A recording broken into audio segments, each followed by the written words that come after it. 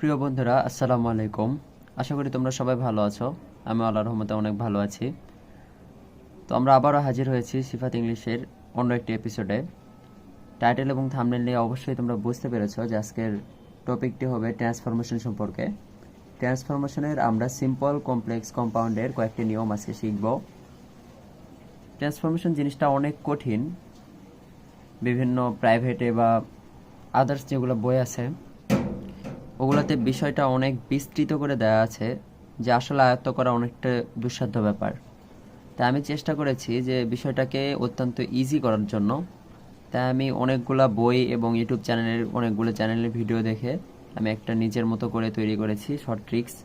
আশা করি তোমরা শেষ পর্যন্ত দেখলে অনেক উপকৃত হবে। তো চলো কথা না বাড়িয়ে শুরু করা যাক। তো বন্ধুরা, প্রথমে আমরা জানবো যে সিম্পল, কমপ্লেক্স, কম্পাউন্ড কাকে বলে। সিম্পল সেন্টেন্স হবে এমন একটি সেন্টেন্স যেখানে সাবজেক্ট থাকবে একটি এবং একটি ফাইনাইট ভার্ব থাকবে। যেমন he is too weak to work, এখানে দেখো সাবজেক্ট একটা আছে, ইজ ফাইনাইট ভার্ব একটা আছে। তো এটা একটা সিম্পল সেন্টেন্স। আর দ্বিতীয় নম্বরটা দেখো কমপ্লেক্স সেন্টেন্স হবে, যেটা ডাব্লিউএইচ কোশ্চেন দ্বারা শুরু হবে, অথবা দ্যাট থাকবে, অথবা ইন অর্ডার থাকবে, অথবা ইন অর্ডার দ্যাট থাকবে, অথবা ইফ থাকবে, অথবা অ্যাজ, সিন্স, যে কোনো একটা থাকবে। আনলেস, দো, অলদো ইত্যাদি যুক্ত বাক্য হবে। এক্সাম্পল দেখো, he is so weak that he can not stand. আচ্ছা দেখো এখানে দ্যাট আছে, অর্থাৎ এটা একটা কমপ্লেক্স সেন্টেন্স। আর তৃতীয় নম্বর দেখো কম্পাউন্ড সেন্টেন্স।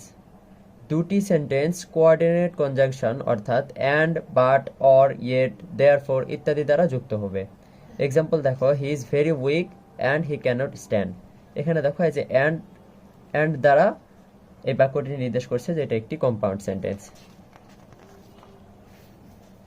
চলো আমরা রুলসের দিকে মনোযোগ দিই। এই দেখো simple sentence, too dot dot to, এটার অর্থ হচ্ছে এতই যে। এক্সাম্পল দেখো, he is too weak to stand. এটা যদি আমরা কমপ্লেক্স করতে যাই তাহলে সো ডট ডট ড্যাট হবে। তো দেখো নিয়মটা দেখে নাও, প্রথম টু এর স্থলে সো বসবে, ভালোভাবে খেয়াল করো, প্রথম টু এর স্থলে সো বসবে এবং দ্বিতীয় টু এর স্থলে দ্যাট হবে, প্লাস সাবজেক্ট বসবে এবং সেন্টেন্সটি নেগেটিভ হবে। তো আসলে এক্সাম্পল আমরা দেখি, হি ইজ সো, এই যে দেখো হি ইজ টু, এই প্রথম টু এর স্থলে সো হয়েছে, তারপরে উইক, তারপরে টু এর জায়গায় দ্যাট হয়েছে, তারপরে সাবজেক্ট, বাক্যের সাবজেক্ট হিটা সাবজেক্ট এখানে এসেছে। ক্যান নট স্ট্যান্ড, আমি এই যে বলেছি বাক্যটি নেগেটিভ হবে, তো দেখো ক্যান নট স্ট্যান্ড অর্থাৎ বাক্যটি এখানে নেগেটিভ হয়েছে। আর এটাকে যদি তুমি কম্পাউন্ড করতে যাও তাহলে দেখো ভেরি ডট ডট অ্যান্ড হবে। নিয়মটা দেখো, টু এর স্থলে ভেরি হবে, এই যে টু আছে, he is too weak to stand, এই টু এর স্থলে ভেরি হবে এবং দ্বিতীয় টু এর স্থলে অ্যান্ড হবে। দ্বিতীয় নম্বর যে টু আছে এই টু এর স্থলে অ্যান্ড হবে, তারপরে সাবজেক্ট হবে। এখানে নিচে দেখো আমি লিখে দিয়েছি জরুরি নয়। কম্পাউন্ডের ক্ষেত্রে সাবজেক্ট এবং ভার্ব যদি দুটোর একই হয়, প্রথম ক্লজ এবং দ্বিতীয় ক্লজের সাবজেক্ট এবং ভার্ব যদি একই হয় তাহলে দ্বিতীয় ক্লজের সাবজেক্ট এবং ভার্ব ব্যবহার করা জরুরি নয়।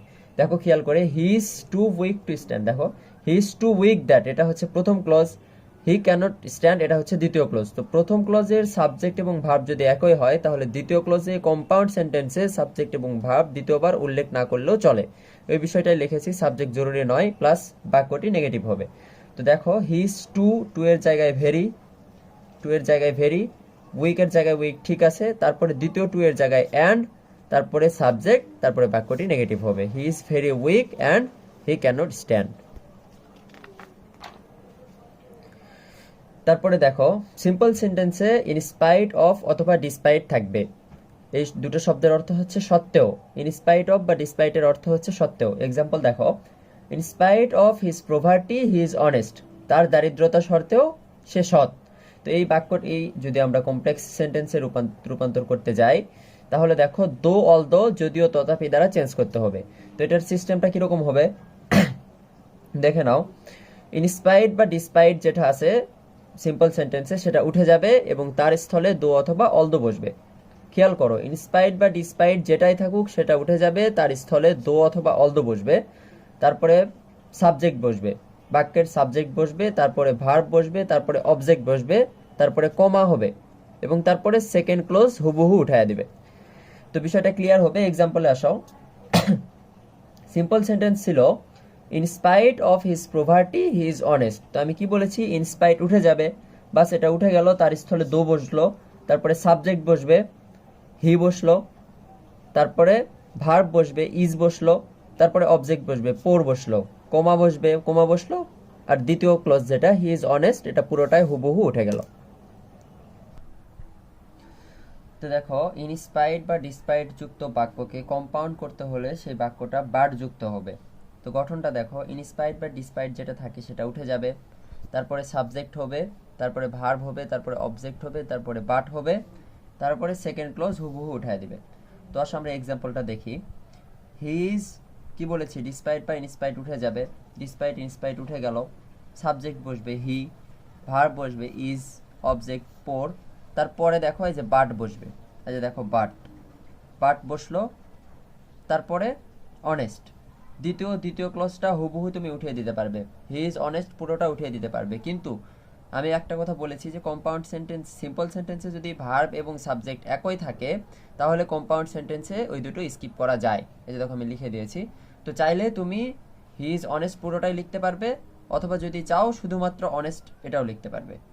দেখো আমি দুটাই উঠিয়ে দিয়েছি, বাট হি ইজ অনেস্ট এটাও ঠিক আছে, কিংবা বাট অনেস্ট, এই দুটার যে কোনো একটা দিলে এটাও ঠিক আছে। তো চলো অন্য একটা টপিকে যাই।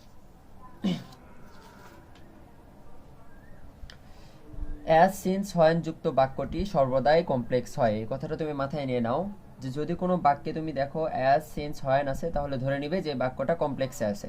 তাহলে এই বাক্যটি দুইটার ট্রান্সফরমেশন করা যাবে, অর্থাৎ হয়তোবা এটা কম্পাউন্ডে নিয়ে যাওয়া যাবে অথবা এটা সিম্পলে নিয়ে আসা যাবে।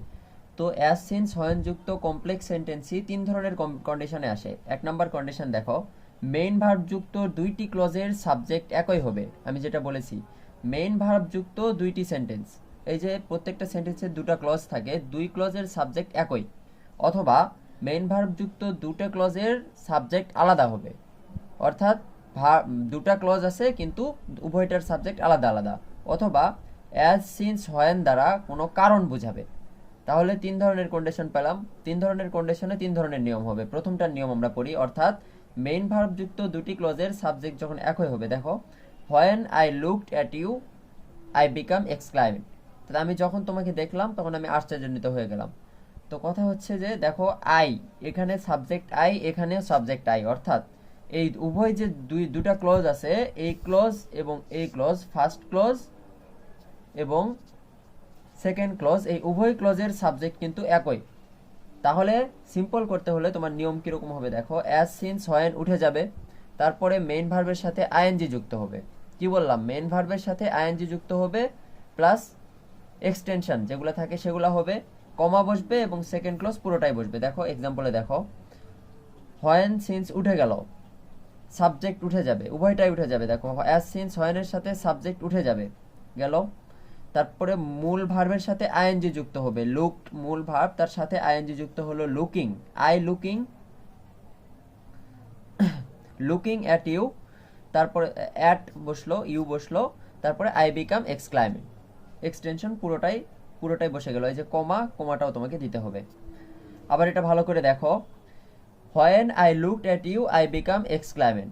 তো অ্যাজ সিন অ্যাজ হোয়েন উঠে গেল, মূল ভার্বের সাথে আইএনজি যুক্ত হলো, তারপরে এক্সটেনশন যা আছে অতিরিক্ত বসলো, তারপরে কমা বসলো এবং সেকেন্ড ক্লজ পুরোটাই উঠিয়ে দিলে, বাস ওকে।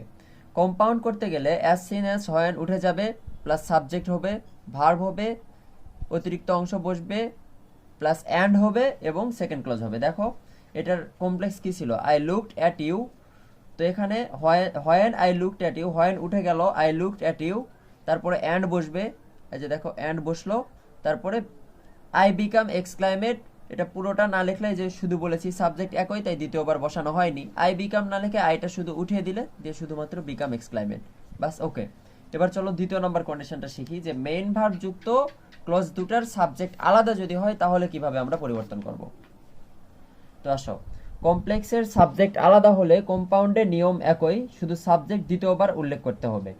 অর্থাৎ কমপ্লেক্স সেন্টেন্সে দেখো, as the day is raining he can not go to college. এখানে দেখো সাবজেক্ট হচ্ছে দ্য ডে আর এখানে সাবজেক্ট হচ্ছে হি, তাহলে কিন্তু উভয় সাবজেক্ট আলাদা, দুটা ক্লজের সাবজেক্ট আলাদা। এটার কম্পাউন্ড করতে হলে কি হবে, সব কিছু ঠিক থাকবে, শুধুমাত্র সাবজেক্টটা দ্বিতীয়বার উল্লেখ করতে হবে। আমরা যে আগেরবার উল্লেখ করছিলাম না, এবার উল্লেখ করতে হবে। দেখো অ্যাজ সিন্স হোয়েন উঠে যাবে, গেল। The day is raining so, so বসলো, মাঝখানে সো বসালাম। হি can not go to school, দ্বিতীয়বার করে সাবজেক্ট বসালাম আর পুরোটা এক্সটেনশন উঠিয়ে দিলাম, বাস। কিন্তু সিম্পলের ক্ষেত্রে নিয়মটা একটু আলাদা হবে, এটা একটু লক্ষ্য করো। ফার্স্ট ক্লজ যদি am is are was were থাকে, অর্থাৎ প্রথম ক্লজে যদি am is are was were থাকে, দেখো এখানে কি আছে, ইজ আছে, am is are was were থাকে তাহলে বিং হবে। আর যদি হ্যাভ হ্যাজ হ্যাড থাকে তাহলে কি হবে, হ্যাভিং হবে। হ্যাভিং দ্বারা বাক্য শুরু করতে হবে। গঠন দেখো, অ্যাজ সিন অ্যাজ হোয়েন উঠে যাবে, তারপরে am is are was were থাকলে বিং বসবে, হ্যাভ হ্যাজ হ্যাড থাকলে হ্যাভিং বসবে, তারপরে বাকি অংশ বসবে। দেখো এক্সাম্পল দেখো, এখানে কি আছে, as the day is raining he can not go to school, এখানে কি আছে, ইজ আছে, তাহলে কি দিয়ে শুরু করতে হবে বাক্য, বিং দ্বারা শুরু করতে হবে। Being the day is raining he can not go to school, বাস, অনেক ইজি। এরপরে দেখো তৃতীয় নম্বর যে কন্ডিশন আমি বলেছিলাম, আর যদি অ্যাজ সিন হোয়েন দ্বারা কোনো কারণ বোঝায়, তো দেখো কমপ্লেক্সের এখানে দেখো, since he was week he could not walk, এখানে দেখো সিন্স দ্বারা বোঝাচ্ছে যে সে যেহেতু দুর্বল ছিল সেহেতু সে কাজ করতে পারেনি, অর্থাৎ এখানে দুর্বল থাকার কারণে সে কাজ করতে পারেনি, অর্থাৎ এই সিন্স দ্বারা কি বোঝালো, একটা কারণ বোঝালো। তাহলে এটা যদি তুমি সিম্পল করতে যাও তাহলে কিরকম হবে, since when as plus subject সবকিছু উঠে যাবে, অর্থাৎ সিন্স হোয়েন অ্যাজ যেটা থাক সাবজেক্ট সহ এই পর্যন্ত পুরোটাই উঠে যাবে, যে এটার পরিবর্তে কি বসবে, সাবজেক্টের পজেসিভ ফর্ম বসবে, উঠে যাবে। বিকজ বসবে, বিকজ অফ এই শব্দটা বসবে। সিন্স অ্যাজ হোয়েন, এই পুরোটার সিন্স অ্যাজ হোয়েন এবং সাবজেক্ট এই পুরোটার পরিবর্তে বিকজ অফ বসবে, এখানে because of, BCAUSC, because of বসবে। তারপরে কি বসবে, সাবজেক্ট এর পজেসিভ ফর্ম বসবে, সাবজেক্টের পজেসিভ ফর্ম দেখো, বিকজ অফ বসলো, সাবজেক্টের হি সাবজেক্ট, তাহলে এর পজেসিভ ফর্ম হচ্ছে হিজ, হিজ বসলো। তারপরে বিভার্ব হলে বিং বসবে, বিভার্ব হলে বিং বসবে, এখানে কি আছে, ওয়াজ আছে, ওয়াজ ওয়ার বিভার্ব, বিং বসবে। আর যদি হ্যাভ হ্যাজ হ্যাড থাকে তাহলে হ্যাভিং বসবে, যেহেতু এখানে বিভার্ব হ্যাজ আছে সেহেতু এখানে বিং বসলো। তারপরে কি বসবে, তারপরে পুরোটা এক্সটেনশন বসবে এবং সেকেন্ড ক্লজ পুরোটাই বসবে। দেখো since he was week he could not walk, তো এটার এক্সাম্পল দেখো, সিন্স হি উঠে গেল, কি বিকজ অফ বসলো, সাবজেক্টের পজেসিভ ফর্ম হিজ বসলো, ওয়াজ আছে তাই বিং বসলো, উইক পুরোটা এক্সটেনশন বসলো এবং দ্বিতীয় ক্লজ উঠে গেল, because of his being weak he could not walk. এরপরে দেখো এটা যদি কম্পাউন্ড করো তাহলে অত্যন্ত ইজি নিয়ম, he was weak and could not walk, এটা আগের নিয়ম এখনকার নিয়ম একই, অর্থাৎ সিন্স অ্যাজ হোয়েন উঠে গেল, তারপরে যেটা আছে পুরোটা সেম সেম হয়ে যাবে। তো এই ছিল আজকের নিয়ম, আমরা সামনের দিনে আর বাকি নিয়মগুলো শিখব। তো তোমরা আমার চ্যানেলটি সাবস্ক্রাইব এবং ভিডিওতে লাইক কমেন্ট করে রাখো, ইনশাআল্লাহ সামনের ভিডিও দিলে সবার আগে তোমার কাছে চলে আসবে। আর এটুকুর মধ্যে তোমাদের যদি কোনো প্রবলেম হয়ে থাকে তাহলে অবশ্যই তোমরা আমাকে কমেন্টের মাধ্যমে বা আমার ইমেইলে জানাবে, আমি ইনশাআল্লাহ তোমাদের পুরোটা বিষয়ের সমাধান দেওয়ার চেষ্টা করব। ধন্যবাদ, খুদা হাফেজ, আসসালামু আলাইকুম।